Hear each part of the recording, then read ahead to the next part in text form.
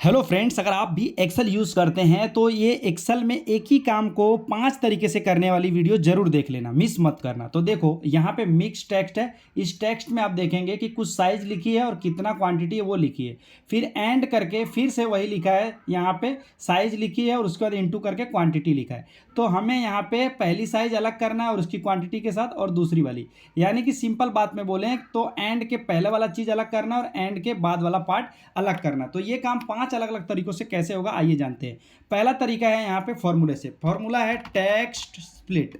Text split में आ जाओ, बोलता है टेक्स्ट, टेक्स्ट पे क्लिक करो, उसके बाद में कॉमा प्रेस करो, कॉलम डेलीमीटर में हमको देना है डबल कोट्स के अंदर एंड, क्योंकि एंड के ही आगे पीछे की चीज़ें चाहिए। एंटर देते ही यहाँ पे अलग हो जाएगा और इसको इस तरह से ड्रैग करो तो दोनों अलग अलग हो जाएगा। उसके बाद दूसरा तरीका है, यहाँ पे इसको सेलेक्ट करो, ऑल्ट ए ई प्रेस करो, उसके बाद में डेलीमीटर में जाओ, नेक्स्ट पे जाओ और अदर पे क्लिक करके यहाँ पे एंड टाइप कर दो, यानी एंड के आगे पीछे की ही चीज़ें अलग करना है, वहीं से स्प्लिट करना है। नेक्स्ट करो, उसके बाद में ये डेटा कहाँ रखना है, कहाँ से रखना है, वहाँ पे क्लिक करो, उसके बाद फिनिश कर दो और उसके बाद में यहाँ पे ओके प्रेस कर दो तो ये आ जाएगा। उसके बाद में तीसरा तरीका है कि ये जैसा लिखा है एंड के पहली वाली चीज़ को ऐसे कॉपी करो और यहाँ पे पेस्ट कर दो, उसके बाद में एंड के बाद वाली चीज़ को इस तरह से कॉपी करो और दूसरे वाले में पेस्ट कर दो। पहले वाले के नीचे और कंट्रोल ई दबा दो, दूसरे वाले के नीचे आओ कंट्रोल ई दबा दो, तो ये फ्लैश फिल से ये काम हो जा रहा है। उसके बाद में चौथा तरीका है, यहाँ पे एक फॉर्मूला है जिसका नाम है टेक्स्ट बिफोर। टेक्स्ट बिफोर में क्या करेंगे, टेक्स्ट दे देंगे और बिफोर यानी किसके पहले से, तो डेलीमीटर में दे देंगे एंड, यानी एंड के पहले से सारी चीज़ें उठा के अलग कर दो।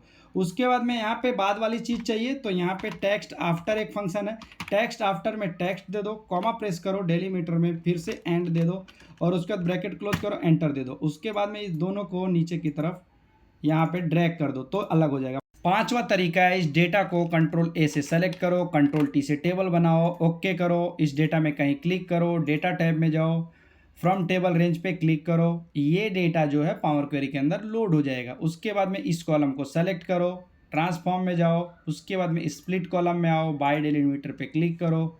बाय डेलीमीटर पे क्लिक करने के बाद इस तरह का एक विंडो आएगा, यहाँ पे स्पेस आ रहा है तो आपको कस्टम सेलेक्ट करना है और यहाँ पे एंड के आगे पीछे अलग करना है तो एंड को टाइप करो, ओके कर दो, ये अलग हो जाएगा। उसके बाद में इसको फाइल क्लोज एंड लोड कर दो तो एक्सेल में एक नई सीट में वो इस तरह से लोड हो जाएगा, इस तरह से लोड हो जाएगा। और आपने अब सीख लिया है 5 अलग अलग तरीके।